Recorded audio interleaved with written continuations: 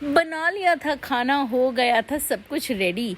यहाँ पर जो भी मैंने बनाया था ना, ये हम यहीं खा के जाने वाले थे क्योंकि दोपहर का खाना था और मेरे पास इतने सारे बर्तन नहीं थे और मैं थोड़ी वहमी किस्म की हूँ, तो मुझे लगता है किसी के घर में नॉनवेज बर्तन ना हो, इसलिए मैं अपने डिस्पोजल्स में ही रखती हूँ। यहाँ पर अब मैं एयरबीएनबी को खाली करने लगी थी, उससे पहले मैंने अपने सारे सप्लीमेंट्स ले लिए थे।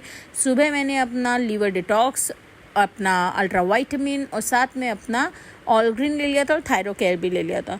और इसीलिए मैं एक ही बार लेती हूँ, बार बार नहीं लेती हूँ। तो मैं सारे काम घर से इस एयरबीएनबी से करके ही निकली थी और यहाँ से सब कुछ करने के बाद हम लोग निकल चुके थे अपनी राह के लिए, अपने घर के लिए।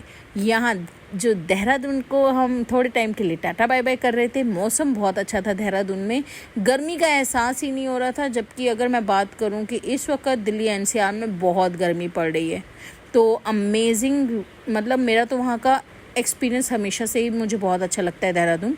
और यहाँ पर अगर मैं बात करूँ, अब आ गए थे, हमें भूख लग गई थी, रात को 9:30 बजे का टाइम हो रहा था, बेटे ने कहा खाना खाना है।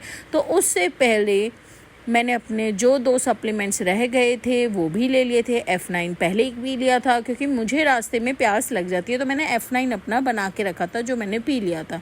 और यहाँ पे नारी संजीवनी की गोली मैं अपने साथ लेके बैठी थी। अब मैं अपना खाना खा चुकी थी और उसके बाद नारी संजीवनी भी खा चुकी थी। मैं टैबलेट फॉर्म में नारी संजीवनी रास्ते के लिए ज़रूर रखती हूँ क्योंकि कहीं भी बाहर जाऊँ तो मैं इतना बड़े बड़े अपनी शीशियाँ नहीं उठा के ले सकती। लेकिन इस नारी संजीवनी का जो मुझे सबसे बड़ा फ़ायदा हुआ है, वो फ़ायदा हुआ है कि मेरी एनर्जी, अभी भी देख लो रात के 10 बज रहे हैं और मेरी एनर्जी है कि जाने का नाम ही नहीं ले रही। टचवुड ऐसे ही बनी रहे। मोहन पूड़ी वालों की पूड़ियाँ जो हैं मैंने कभी भी टेस्ट नहीं की, बट लेकिन एक ही चीज़ कहूँगी कि इतनी स्वाद होंगी, तभी नाम में भी मोहन पूड़ी वाला है।